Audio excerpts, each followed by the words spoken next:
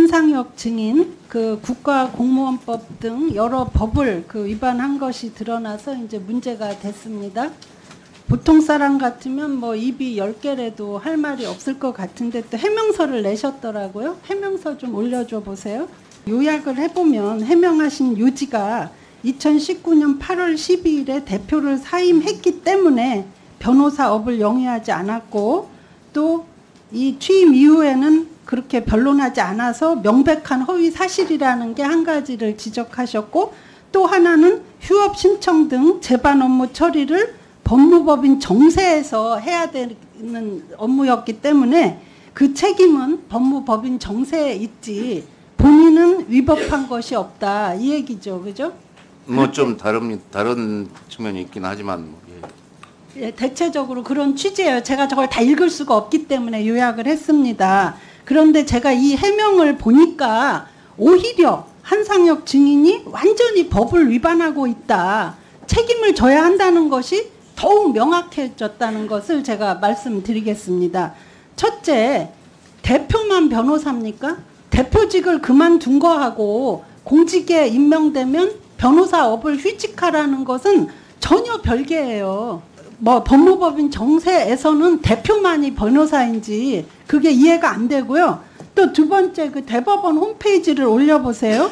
엊그제 그 판결 나온 그 상황에서 지금 법무법인 정세에 담당 변호사가 한성혁이다 이렇게 나와 있어요.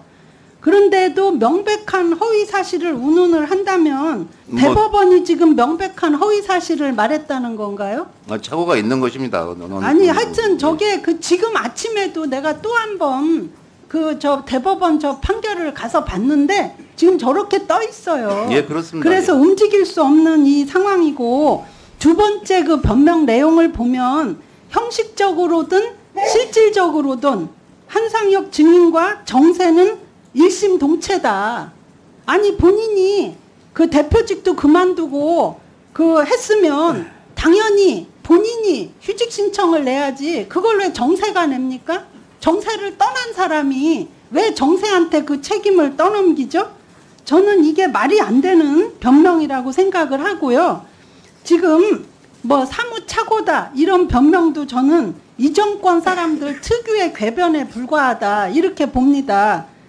이 자리에도 계시지만 노래방에는 갔으나 음주 가문은 안 했다는 KBS 양승동 사장이나 또 한빛 1호기 사고 당일에 개고기 만찬하고 바로 퇴근해 놓고도 뭐 업무 처리 잘 됐으니 아무것도 아니다고 주장하는 엄재식 원안위원장이나 또 하나의 궤변이 또 나왔다. 저는 이렇게 보이고요. 사실 인사청문회부터 온 국민이 다 그것을 좌파 언론 단체라고 보고 있는 그 민원연 대표를 지냈기 때문에 언론의 공정성, 객관성, 독립성 이런 것을 저해할 우려가 크다 하는 그 문제가 계속 제기되지 않았습니까?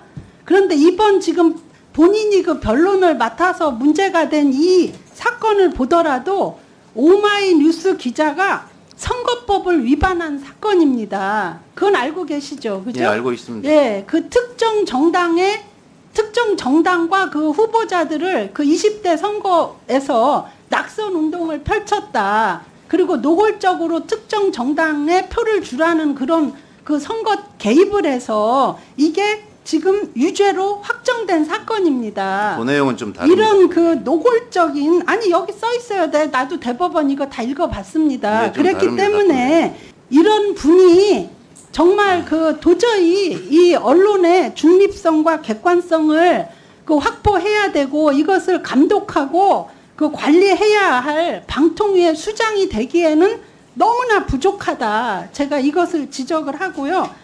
조국 씨도 이렇게 하다가 물러나지 않았습니까? 좀 법을 위반한 사람이 또 뭐를 하겠다고 이렇게 좀 하지 마시기 바라고요. 이 방송법 4조 위반한 거 이것은 명백합니다. 9월 27일에 지상파 3사의 사장단을 불러놓고 정책 간담회를 했는데 몇 시간이나 했습니까? 뭐 한 1시간 정도 했던 것 같습니다. 네, 하여튼 오래 했습니다.